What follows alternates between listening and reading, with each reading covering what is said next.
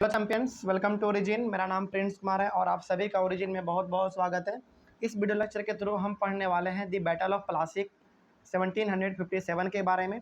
इसके पहले हम लोग ये थोड़ा सा अपना जो हम लोगों ने पढ़ रखा है उसके बारे में हम लोग रिवाइज कर लेते हैं कि आखिर हम लोगों ने क्या कुछ जाना है। देखिए, सबसे पहली बात तो ये कि ब्रिटिशर्स जब इंडिया में आया तो उनका आने का मकसद यहाँ पर ये नहीं था कि हम भारत में जाके भारत पे कब्जा करेंगे और वहाँ पे जाके अपना राज करने लगेंगे। नहीं, वो सबसे पहले यदि यहाँ पे आए थे तो केवल और केवल ट्रेड करने के लिए आए थे, व्यापारी करने के लिए आए थे, यानी कि यहाँ से कुछ खरीद के लेके जाएंगे सस्ते दामों में और अपने कंट्री में जाके महंगे दामों में जाके उन सामान को बेचेंगे ताकि ज़्यादा से ज़्यादा प्रॉफिट वो कमा सके, उनको मुनाफा हो सके।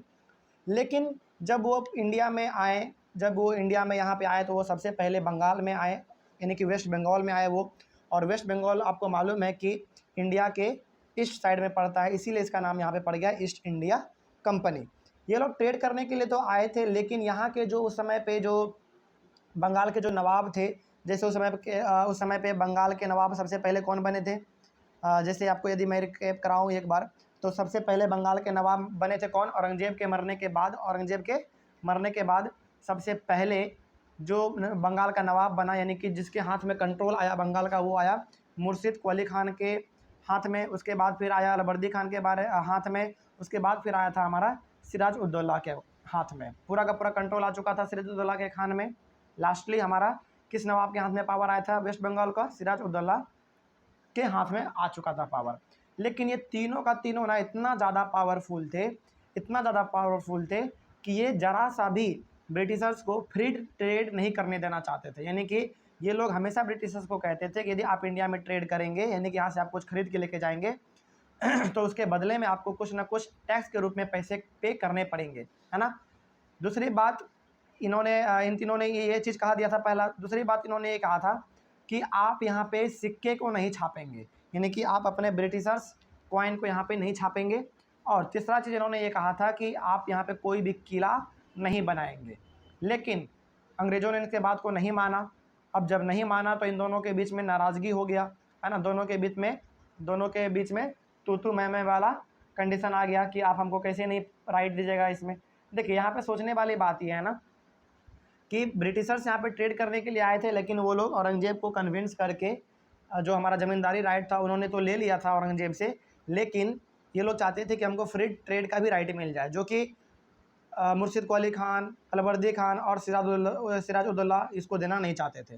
तब जाके इन दोनों के बीच में नोक झोंक हुआ। अब देखते हैं कि आखिर जब ये सब चीज़ हो गया तो इसका रिजल्ट क्या आया, ये हम लोग आज देखने वाले हैं दी बैटल ऑफ प्लासी 1757 में। देखिए, बैटल का मतलब होता है युद्ध, यानी कि वॉर। आपके वॉर नहीं कह सकते, वॉर तो बड़े पैमाने पे होता है। बैटल का मतलब छोटा मोटा लड़ाई होता है ना, वही हो गया हमारा बैटल ऑफ प्लासी। प्लासी नाम इसलिए पड़ा ना क्योंकि ये सारा का सारा इवेंट हमारा कहाँ पे हो रहा था? ये सारा का सारा हमारा इवेंट हो रहा था वेस्ट बंगाल में। और वेस्ट बंगाल में ही एक जगह है जिसका नाम है प्लासी।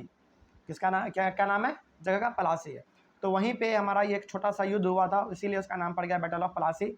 लेकिन ये युद्ध हुआ क्यों, है ना, इसके पीछे क्या रीज़न था, वही आज हम लोग पढ़ने वाले हैं। लेकिन ये याद रखिएगा कि बैटल ऑफ प्लासी जो हुआ था वो 1757 में हुआ था। ठीक है, आगे बढ़ते हैं। फिर आगे क्या है देखते हैं यहाँ पे। When Alivardi Khan died in 1756, देखिए सबसे पहले राजा कौन है, कि सबसे पहले नवाब कौन बना बंगाल का? सबसे पहले बंगाल का नवाब बना मुर्शिद कुली खान, अलवर्दी खान, उसके बाद जाके सिराज उद्दौला। ठीक है, तो ये अलवर्दी खान सेकंड नंबर पे थे, यानी कि बीच वाले थे। तो जब इनकी मृत्यु हो गई 1756 में, तब जाके वहाँ का नवाब कौन बन गया? सिराज उद्दौला बन गया। ठीक है, उसके बाद the company was worried about the power of Siraj ud-Daula because he was very powerful. देखिए, जब सिराज उद्दौला नवाब बना बंगाल का, यानी कि जब वो नवाब का राजा बन गया पूरी तरीके से, यानी कि जब वो बंगाल का राजा बन गया, यानी कि बंगाल का पूरा कंट्रोल उसके हाथ में जब आ गया, तो अंग्रेज़ जो उस समय पे वेस्ट बंगाल में थे, जो ट्रेड कर रहे थे, वो पूरी तरीके से घबरा गए। घबरा इसलिए गए ना क्योंकि सिराज उद्दौला जो है ना वो बहुत ही ज़्यादा पावरफुल थे। पावरफुल तो हालांकि तीनों था, मुर्शिद कुली खान भी था, अलवर्दी खान भी था और सिराज उद्दौला भी था, लेकिन सिराज उद्दौला कुछ ज़्यादा ही पावरफुल था।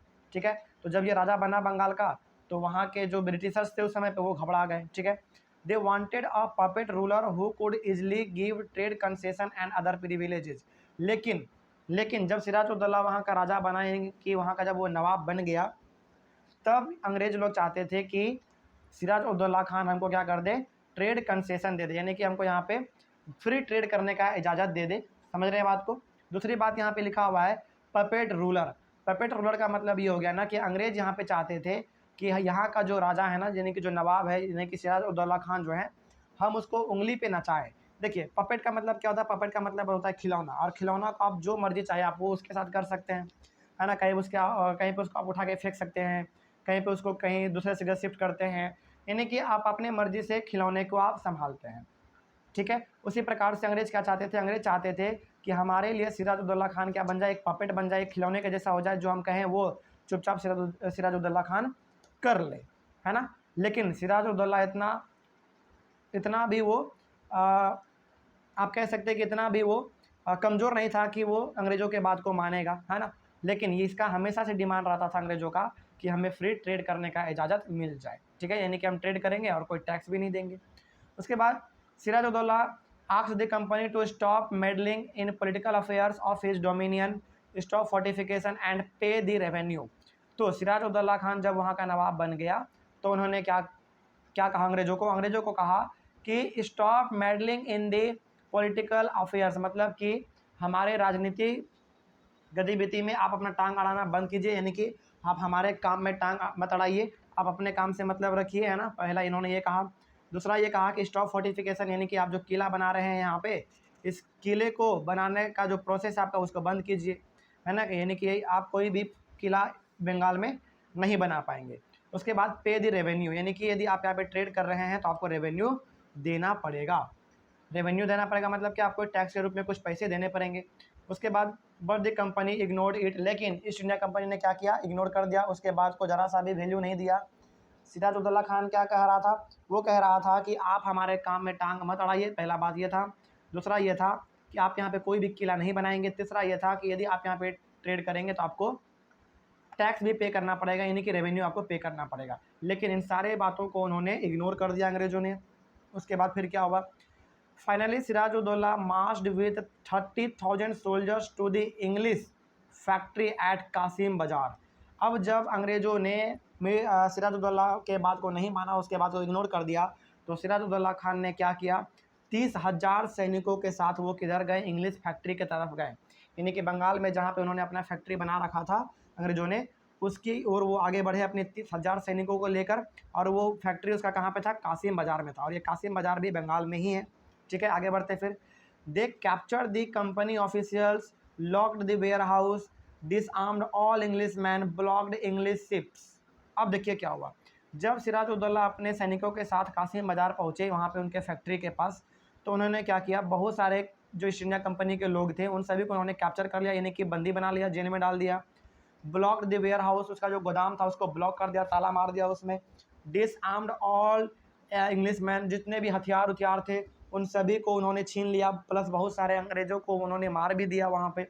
उसके बाद फिर ब्लॉक्ड इंग्लिश शिप्स, और जो कि इंग्लिश ईस्ट इंडिया कंपनी के जो बड़े बड़े जहाज़ लगे हुए थे हुगली रिवर के किनारे, उन सभी को उन्होंने क्या कर दिया, ब्लॉक कर दिया, ठीक है। आगे बढ़ते, ये कौन कर रहा था, ये सारा का सारा कौन कर रहे थे, सिराज उद्दौला कर रहे थे। अब जरा सोचिए, सिराज उद्दौला इतना कुछ कर रहा है तो क्या बदले में अंग्रेज कुछ नहीं करेगा, बिल्कुल करेगा। क्या करने वाला था अंग्रेज, देखते हैं इसके बारे में देखते हैं। Also he marched to Calcutta to establish control over the company's fort. अब देखिए कलकत्ता में भी बहुत सारे किले बने हुए थे अंग्रेज़ों के, वहाँ पे भी जाके इन्होंने क्या किया, हमला किया, और उन सारे किलों को सिराज उद्दौला ने अपने कब्जे में ले लिया। On hearing the news of the fall of Calcutta, company officials in Madras sent forces under the command of Robert Clive. अब जैसे जैसे ये न्यूज़ फैल रहा था अंग्रेज़ों के बीच में, अब चूँकि देखिए जब अंग्रेज इंडिया में आए थे तो वो केवल बंगाल में नहीं थे, हाँ, हालांकि पहली बार वो बंगाल में आए थे, लेकिन उनका कंट्रोल बंगाल के अलग अलग हिस्सों में भी था। तो इसमें यहाँ पे जिक्र किया गया है मद्रास, और मद्रास को आज हम जानते हैं किस नाम से, चेन्नई के नाम से जानते हैं, ठीक है। तो चेन्नई जो आप साउथ इंडिया में देखते हैं, इसका नाम पहले था मद्रास। तो मद्रास में जाके हमारा खबर फैल गया कि देखो भाई, जो अंग्रेज़ों का जो किला उला है ना कलकत्ता में, वहाँ पे पूरी तरीके से अटैक कर दिया गया है सिराज उद्दौला के द्वारा। उसके जितने भी मिलिट्री वाले लोग, यानी कि जितने भी उनके सिपाही लोग थे, उन सभी ने अंग्रेज़ों के शिप को ब्लॉक कर दिया, उसके गोदाम को ताला मार दिया। जैसे ये न्यूज़ फैला कहाँ पे, मद्रास में फैला, तो मद्रास से फोर्स भेजा गया, यानी कि मद्रास से ईस्ट इंडिया कंपनी का फोर्स आया, जो कि कमांड कौन कर रहे थे, यानी कि उस फोर्स को, यानी कि उस मिलिट्री को आप कह सकते हैं कि जो ईस्ट इंडिया कंपनी ने मद्रास से जो आर्मी भेजा था बंगाल में, उसको कमांड कौन कर रहे थे, उसको कमांड कर रहे थे, यानी कि उसको लीड कर रहे थे कौन, रॉबर्ट क्लाइव कर रहे थे। ठीक है, ये नाम हमेशा याद रखिएगा। ठीक है, रॉबर्ट क्लाइव। तो याद रखिएगा कि रॉबर्ट क्लाइव कौन थे, तो रॉबर्ट क्लाइव जो मद्रास से जो फोर्स भेजा गया था बंगाल सिराज उद दौला को रोकने के लिए, उस फोर्स को जो कमांड कर रहा था, जो उसको इंस्ट्रक्शन दे रहा था, वही था हमारा रॉबर्ट क्लाइव। ठीक है, उसके बाद negotiations were takes place but it did not work. तो जैसे ही रॉबर्ट क्लाइव अपने सैनिकों के साथ वहाँ पे पहुँचे सिराज उद दौला के पास, इन्होंने नेगोशिएशन किया, यानी कि समझौता करना चाहा कि देखो भाई सिराज उद दौला, तुम क्यों हमारे लोगों को परेशान कर रहे हो, क्यों हमारे शिप को तुम ब्लॉक कर रहे हो, क्यों हमारे गोदाम को तुम लूट रहे हो या फिर ताला मार रहे हो, ऐसा मत करो, है ना, ये इन्होंने कहा। लेकिन इससे कोई भी फर्क पड़ने वाला सिराज उद दौला को नहीं था। लेकिन अब फाइनली हुआ क्या, आखिरी में क्या हुआ, finally in 1757 Robert Clive lead the companies army against Siraj ud Daula eight Palasi.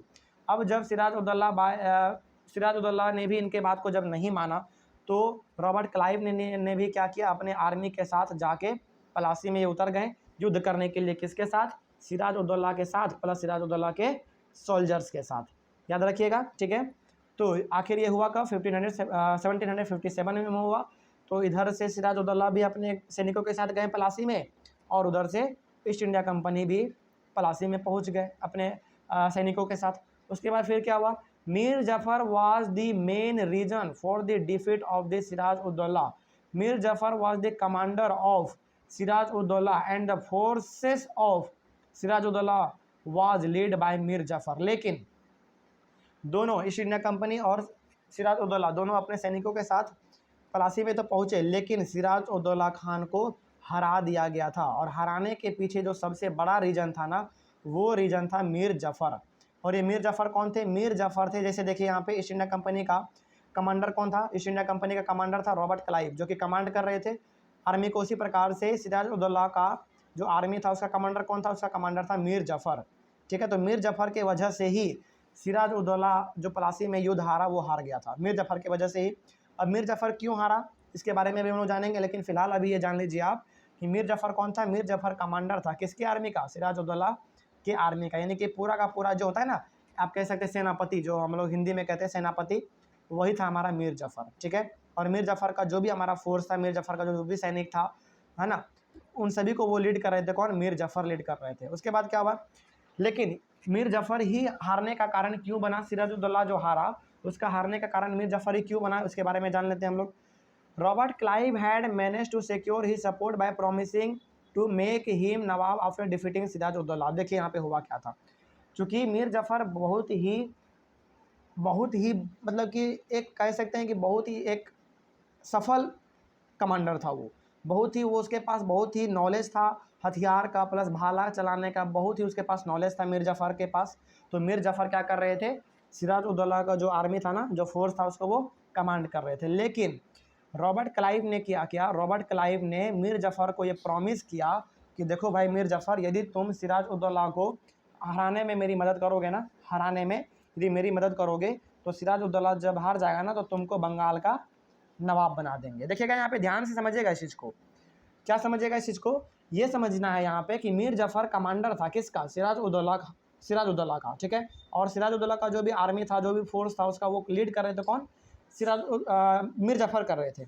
लेकिन रॉबर्ट क्लाइव ने क्या किया, रॉबर्ट क्लाइव ने मीर जफ़र को बुलाया, बोला भाई तुम इधर आओ, तुम यदि सिराज उद दौला को बैटल ऑफ प्लासी में यदि हराने में मदद कर दिए, तो सिराज उद दौला को हराने के बाद तुमको हम बंगाल का नवाब बना देंगे। यानी कि आप कह सकते हैं कि रॉबर्ट क्लाइव ने मीर जफ़र को अपने तरफ कर लिया, और जितने भी भेद होंगे, जितने भी सीक्रेट हुआ करते होंगे सिराज उद दौला खान का, वो सारा का सारा सीक्रेट उन्होंने किसको बता दिया, रॉबर्ट क्लाइव को बता दिया, जिसके कारण से उसका मिशन फेल हो गया। और चूँकि मिशन फेल हो गया, तो स्वाभाविक सी बात है कि सिराज उद दौला जो है ना, वो हार ही जाएगा। आखिर हुआ क्या, the battle of Plassey became famous because it was the first major victory the company won in India. अब देखिए पहली बात तो ये कि जब सिराज उद दौला को हरा दिया गया बैटल ऑफ प्लासी में, तो मीर जफ़र को बंगाल का नवाब बना दिया गया था, जैसा कि अंग्रेज़ों ने प्रॉमिस किया था कि भाई यदि सिराजुद्दौला को हराने में तुम मेरी मदद करोगे तो हम तुमको बंगाल का नवाब बना देंगे। बिल्कुल उन्होंने नवाब उनको बना भी दिया। लेकिन यहाँ पे सबसे इम्पोर्टेंट बात यह है कि battle of Plassey Indian history में इतना ज़्यादा इसलिए इम्पोर्टेंट है क्योंकि अंग्रेज़ों का भारत में ये सबसे पहला लड़ाई था। याद रखिएगा इस चीज़ को। हालांकि लड़ाई तो बहुत हुआ, अंग्रेज़ों का भारत में लड़ाई तो बहुत हुआ, लेकिन जो बैटल ऑफ प्लासी था हमारा, यानी कि जो प्लासी में सिराजुद्दौला के साथ जो युद्ध करना पड़ा, ये अंग्रेज़ों का इंडिया में सबसे पहला लड़ाई था। और सबसे पहला लड़ाई होने के साथ साथ इन्होंने पहली लड़ाई को जीता भी था। इस चीज़ को आप याद रखिएगा, ठीक है। आगे बढ़ते हैं फिर। After the defeat of Plassey Sirajuddaula was killed. जब सिराजुद्दौला हार गया बैटल ऑफ प्लासी में अंग्रेज़ों से, तो सिराजुद्दौला को मार दिया गया, उसको जान से मार दिया गया। And Mir Jafar was made the nawab of Bengal but with limited power. लेकिन जब सिराजुद्दौला बैटल ऑफ प्लासी में हार गया तो उसको पहली बात तो मार दिया गया। दूसरी बात, जैसा कि उन्होंने मीर जफ़र से प्रॉमिस किया था कि भाई तुम यदि मेरी मदद करोगे तो हम तुमको बंगाल का नवाब बना देंगे। बिल्कुल उन्होंने बंगाल के नवाब उनको बना दिया, बंगाल का नवाब उनको बना दिया, लेकिन उनको पूरा अधिकार नहीं दिया। समझिएगा इस चीज़ को। यहाँ पे चालाकी देखिए अंग्रेज़ों का। उन्होंने मीर जफ़र को बंगाल का नवाब तो बनाया, लेकिन उसको पूरा का पूरा पावर नहीं दिया था, बट विथ लिमिटेड पावर, यानी कि उसके पास कुछ ही पावर था, ठीक है। अब क्या था पावर, इसके बारे में भी हम लोग थोड़ा सा जान लेते हैं। मीर जफ़र हैड टू पे ₹5 lakh per month as compensation for the attack on Calcutta. अब समझिए इस चीज़ को। देखिए, मीर जफ़र को बंगाल का नवाब तो बना दिया गया, लेकिन अंग्रेज़ों ने कहा कि भाई देखो, हम तुमको प्रॉमिस किए कि हम तुमको बंगाल का नवाब बनाएंगे, हम तुमको बना भी दिए, लेकिन बदले में तुम क्या करोगे, हमको बदले में 5 लाख रुपया पर मंथ दोगे। ज़रा आप ये अब ज़रा सोचिए इस चीज़ को आप। ये सोचने वाली बात है कि 1757 में मीर जफ़र हर एक मंथ अंग्रेज़ों को कितना दे रहा था, 5 लाख रुपया दे रहा था। उस समय पे वो इतना अमाउंट कितना बड़ा हो रहा होगा, है ना। आज भी हमारे, यदि आज हम लोग 2022 में पढ़ रहे हैं इस चीज़ को, तो आज हमारे लिए 5 लाख कितना बड़ा अमाउंट होता है ना। यानी कि 1757 में यदि देखा जाए तो आज से 200-250 साल पहले 5 लाख रुपया पर मंथ मीर जफ़र पे कर रहा था, किसको, अंग्रेज़ों को, as the compensation for the attack on Calcutta. लेकिन इसके पीछे भी रीज़न था। इसके पीछे रीज़न ये था कि आप हमें क्या कीजिए, देखो भाई हम तुमको नवाब तो बना रहे हैं, लेकिन तुम हमको क्या करोगे, 5 लाख रुपया पर मंथ दोगे। इससे हम क्या करेंगे, तुम्हारे ऊपर जो भी कोई अटैक करेगा ना, हम तुमको उससे प्रोटेक्ट करेंगे। जैसे मान लो कोई दूसरा राज्य का राजा तुम पे अटैक कर रहा है, तो हम तुमको प्रोटेक्ट करेंगे। इसके लिए तुम हमको क्या करो, 5 लाख रुपया पर मंथ पे करो, ठीक है। आगे बढ़ते हैं फिर। The company wanted more territories and more revenue. लेकिन अंग्रेज़ों का लालच यहाँ पे ख़त्म नहीं हुआ। जब मीर जफ़र से उसको पर मंथ 5 लाख रुपया मिलने लगा ना, तो अंग्रेज़ों का यहाँ पे धीरे धीरे लालच धीरे धीरे बढ़ने लगा था। अब जब लालच बढ़ने लगा तो उन्होंने क्या सोचने लगा, वो सोचने लगे कि the company wanted more territories and more revenue. वो सोच रहे थे कि बंगाल के जैसा ही यदि हमको 1-2 और एरिया मिल जाए तो कितना अच्छा हो जाएगा, है ना। जैसे हमारा मान लीजिए यदि बंगाल से अभी मीर जफ़र इसको 5 लाख रुपया दे रहा है, यदि 4-5 जगह और यदि बंगाल के जैसा यदि हो गया तो 5 लाख इंटू 5 कर लीजिए, यानी कि 25 लाख उसको पर मंथ आएगा, है ना। यानी कि अंग्रेज़ों का यहाँ पे ना लालच धीरे धीरे बढ़ने लगा था। वो क्या चाह रहा था, वो ये चाह रहा था कि ज़्यादा से ज़्यादा एरिया हमारे अंडर में आए और ज़्यादा से ज़्यादा हमको रेवेन्यू मिले, यानी कि ज़्यादा से ज़्यादा पैसा मिले हमको, ठीक है। उसके बाद फिर क्या है आगे, the company continued demanding more and Mir Jafar was unable to fulfil their demands.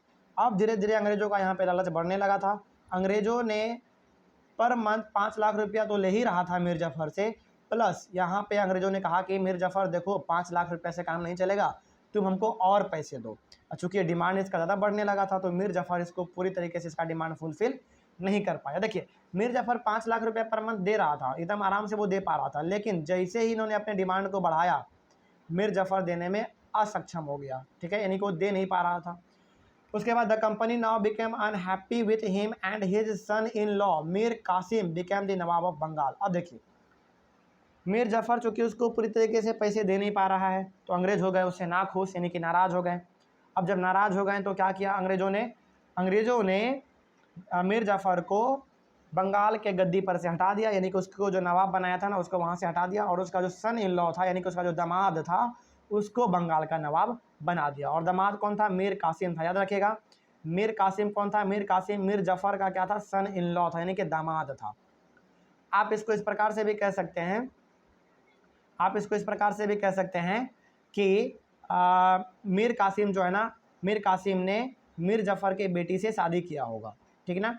तो इस चीज़ को आप ध्यान में रखिएगा कि मीर कासिम हमारा कौन था? मीर कासिम था सन इन लॉ, यानी कि दामाद था किसका? मीर जफर का। और मीर जफर को उन्होंने बंगाल के गद्दी पर से क्यों हटाया? इसलिए हटाया क्योंकि मीर जफर पूरी तरीके से डिमांड फुलफिल नहीं कर पा रहे थे अंग्रेजों का। वो 5 लाख रुपये पर मंथ मांग रहे थे, इतना तो मीर जफर दे रहा था, लेकिन अंग्रेजों ने यहाँ पे और ही ज़्यादा डिमांड बढ़ाना शुरू कर दिया था, जिसके कारण मीर जफर पूरा नहीं कर पा रहे थे, जिसके कारण मीर जफर को बंगाल के गद्दी पर से हटा दिया, यानी कि उसको नवाब के पद से हटा दिया और उसके सन इन लॉ मीर कासिम को वहाँ का बंगाल का नवाब बना दिया। ठीक है, आगे बढ़ते हैं। फिर क्या लिखा हुआ है उसके बाद? The British wanted puppet ruler but Mir Kasim wanted to be independent of their control. वही बात है कि अंग्रेज हमेशा चाहते थे कि हमारे अंडर में जो भी रूलर होना वो पपेट बन के काम करे, यानी कि जो भी राजा होगा वो बिल्कुल एक मूर्ति की तरह काम करेगा, जैसे हम कहेंगे वो वैसा करेगा। लेकिन मीर कासिम भी थोड़ा सा बहादुर आदमी था, है ना। वो अंग्रेज़ों के बात को नहीं मान रहा था। अंग्रेज़ क्या कर रहे थे? अंग्रेज़ कह रहे थे मीर कासिम को कि देखो मीर कासिम, हम जैसा तुमको कहते हैं तुम वैसा करो। लेकिन मीर कासिम जो था ना, वो आज़ाद आदमी था, वो किसी के अंडर में रहना पसंद नहीं करता था। खैर आगे क्या हुआ? Mir Qasim allied with the nawab of Awadh and the Mughal empire Shah Alam two. अब देखिए मीर कासिम क्या कर गया? मीर कासिम ज्वाइन कर गया किसके साथ? नवाब ऑफ अवध। अवध के उस समय पे कोई नवाब रहे होंगे, है ना। जैसे हमारा बंगाल है, उसी प्रकार से हमारा अवध था, तो अवध के भी उस समय पे कोई नवाब रहे होंगे, कोई राजा रहे होंगे, उसके साथ जाके वो मिल गया, है ना। उसके साथ साथ एक और नवाब के साथ जाके वो मिल गया जिसका नाम था शाह आलम टू। तो ये तीनों आपस में मिल गए। कौन कौन मिल गए आपस में? मीर कासिम मिल गए, फिर से अवध का नवाब मिल गया, प्लस एक मुगल एम्पायर यानी कि मुसलमान का भी एक राजा हुआ करता था उस समय पे, वो था हमारा शाह आलम टू।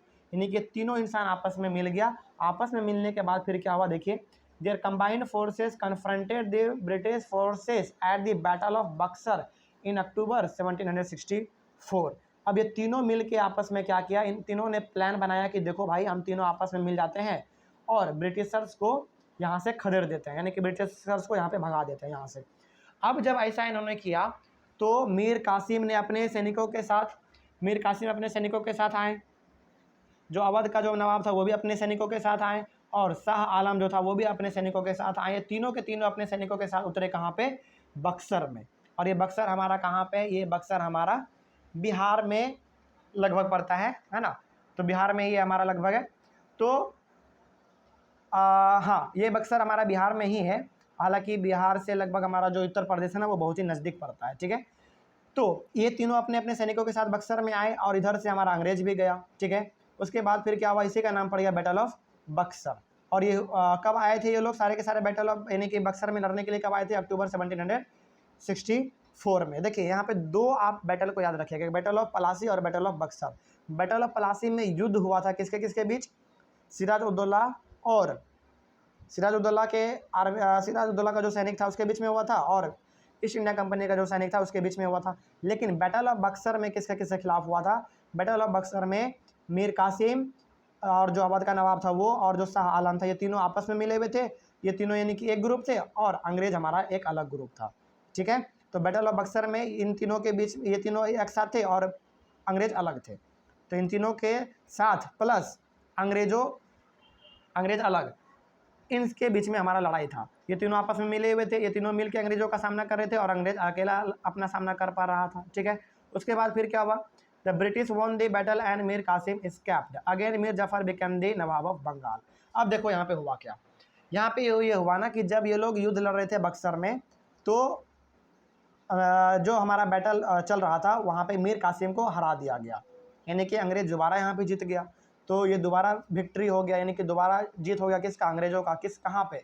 भारत में। ठीक है, तो ये हमारा बैटल ऑफ बक्सर दूसरा जीत था, दूसरा कामयाबी था अंग्रेजों का भारत में। ठीक है, तो जब ब्रिटिश यानी कि east India company battle of Buxar भी जीत गया तो मीर कासिम वहाँ से भाग गया। और जब मीर कासिम वहाँ से भाग गया तो दोबारा मीर जफ़र को, जो कि मीर जफ़र हमारा कौन था? जो सबसे पहले नवाब हमारा बना था। और यही मीर जफ़र हमारा कौन था? याद कीजिए, यही मीर जफ़र हमारा था सिराजुद्दौला का कमांडर। याद आ गया होगा।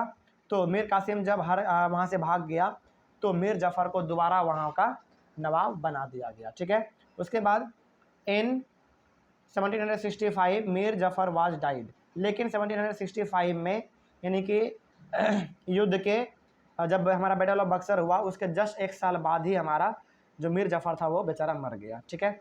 उसके बाद क्या हुआ, after the death of Mir Jafar company declare that we must indeed became nawabs ourselves. ये सबसे बड़ा स्टेटमेंट है। जब मीर जफ़र मर गया 1765 में, जब उसकी मृत्यु हो गई, तो अंग्रेज अब यहाँ पे खुद क्या कहने लगे, यहाँ पे ये खुद कहने लगे कि अब हम खुद नवाब हैं। देखिए, ये नवाब पहले नहीं बनते थे, ये पहले नवाब नहीं बनते थे, लेकिन जब मीर जफ़र का मृत्यु हो गया, हालांकि मृत्यु इनका अपने यानी कि नेचुरल डेथ था इनका, अपने आप ये मर गए होंगे, है ना, इनको कोई मारा नहीं था। तो मीर जफ़र जब मर गया तो अंग्रेज़ों ने कहा कि अब हम जो है ना खुद नवाब हैं, मेरे ऊपर कोई नवाब नहीं है, हम खुद अब नवाब हैं, यानी कि हम खुद राजा हैं। ठीक है। उसके बाद फिर क्या हुआ, finally in 1765 the Mughal empire appointed the company as the diwan. अब देखिए यहाँ पे क्या है, finally in 1765 the Mughal empire appointed the company as the diwan, यानी कि दीवान का मतलब क्या होता है, देखिए, राइट टू कलेक्ट रेवेन्यू यानी कि tax of the provinces of Bengal. तो बंगाल में हमारे जो भी उस समय पे, हालांकि मीर जफ़र जो था ना हमारा, वो बंगाल का नवाब बन चुका था, लेकिन मीर जफ़र के अगल बगल में, बंगाल के अगल बगल में जो भी हमारे मुस्लिम एम्पायर हुआ करते थे, मुग़ल एम्पायर जो हुआ करते थे, उन सभी ने एक्सेप्ट कर लिया किसको, ईस्ट इंडिया कंपनी को, और उनको राइट दे दिया, क्या, राइट टू कलेक्ट रेवेन्यू, यानी कि यहाँ पे दिया क्या, appointed the company as the diwan. दीवान का मतलब होता है राइट टू कलेक्ट रेवेन्यू, यानी कि टैक्स वो कलेक्ट कर सकते हैं। कहाँ पे, बंगाल के जितने भी एरिया हैं वहाँ पे वो टैक्स कलेक्ट कर सकते हैं। ये राइट इनको मिल गया था किसके द्वारा, जो हमारे मुस्लिम के छोटे मोटे राजा लोग हुआ करते थे ना उस समय पे, उनके द्वारा यहाँ पे परमिशन मिल चुका था इनको। अब ज़रा देखिए यहाँ पे ध्यान से, अंग्रेज आए थे ट्रेड करने के लिए इंडिया में, धीरे धीरे ये क्या करने लगे, बैटल ऑफ प्लासी में अपना पहला युद्ध लड़ा, इसका मन और बढ़ गया, बैटल ऑफ बक्सर में भी अपना युद्ध जीत गया, उसके बाद फिर ये अपने आप को नवाब भी घोषित कर दिया। तो आप देख रहे हैं कैसे कैसे ये लोग व्यापारिक एक ट्रेड बनकर आए थे और कैसे कैसे पूरी तरीके से इंडिया में ये छा रहे हैं। ठीक है। तो अब इनको पूरी तरीके से राइट मिल गया है कि क्या करने का, टैक्स कलेक्ट करने का। ठीक है। उसके बाद the Diwani allowed the company to use the vast revenue resources of Bengal, यानी कि जितने भी बंगाल में हमारे रिसोर्सेज है, जितने भी बंगाल में हमारे टैक्स आएंगे, वो सारा का सारा टैक्स किसके हाथ में जाएगा, वो सारा का सारा टैक्स हमारा किसके हाथ में जाएगा, वो सारा का सारा टैक्स अंग्रेज़ों के हाथ में जाएगा। जैसे ज़मीन से टैक्स लेना, अनाज से टैक्स लेना, है ना, ये सारा का सारा टैक्स हमारा किसके हाथ में जाएगा, अंग्रेज़ों के हाथ में जाएगा। ये पूरी तरीके से राइट इनके पास आ चुका था। ठीक है। उसके बाद फिर क्या है, this revenue could be use to purchase cotton and textiles in India and sell it in Europe. और जो भी इनको टैक्स के रूप में जो भी इनके पास पैसे आते थे, ये सारे के सारे पैसे से करते क्या थे, ये पैसे से इंडिया में कॉटन को खरीदते थे, सिल्क को खरीदते थे, और अपने देश यानी कि यूरोप में जाके इसको बेचते भी थे। Maintain company troops and meet the cost of building the company fort and offices at Calcutta. तो ये इनको जो इंडिया में यानी कि बंगाल में इनको जो टैक्स मिलता था ज़मीनों से, लोगों से, लोगों के अनाजों से जो इनको टैक्स मिलता था, ये लोग टैक्स को अलग अलग रूप में खर्च करते थे। जैसे पहली बात तो ये, उसी टैक्स से यहाँ पे सिल्क खरीदते थे, कॉटन खरीदते थे और जाके अपने देश में बेचते थे, पहला ये हो गया। दूसरी बात, ये अपने ट्रूप्स को यानी कि अपने हथियारों को ये लोग क्या करते थे, मेंटेन करते थे, यानी कि हथियारों को बनाना, खरीदना, उसको मेंटेन करना ये लोग करते थे, उसी पैसे से करते थे। क्योंकि यदि हथियार को आप मेंटेन करेंगे, उसको साफ़ सुथरा रखेंगे, उसको खरीदेंगे, है ना, उस पर काम करेंगे, तो उसके लिए पैसा लगेगा। तो ये पैसा कहाँ से आ रहा था, वहीं से आ रहा था जहाँ से कि ये लोग बंगाल में रेवेन्यू टैक्स कलेक्ट कर रहे थे। ठीक है। उसके बाद फिर क्या हुआ, and meet the cost of building the company fort. और ये लोग क्या कर रहे थे, अपने किले को ही बना रहे थे उसी पैसे से जो कि इनको टैक्स के रूप में मिला हुआ था। एंड ऑफिसेस एट कलकत्ता, और ये लोग अपने ऑफिसेस को भी इस्टेब्लिश कर रहे थे, कहाँ पे, कलकत्ता में। तो आई होप आपको ये बैटल ऑफ प्लासी पूरी तरीके से पूरा का पूरा समझ में आ गया होगा। आप इसका नोट्स भी बना सकते हैं। आई होप आपको ये समझ में आ गया होगा। कहीं पे भी यदि कोई डाउट है तो आप कमेंट करेंगे, हम लोग पूरा कोशिश करेंगे आपके कमेंट का जवाब देने का। Thank you very much.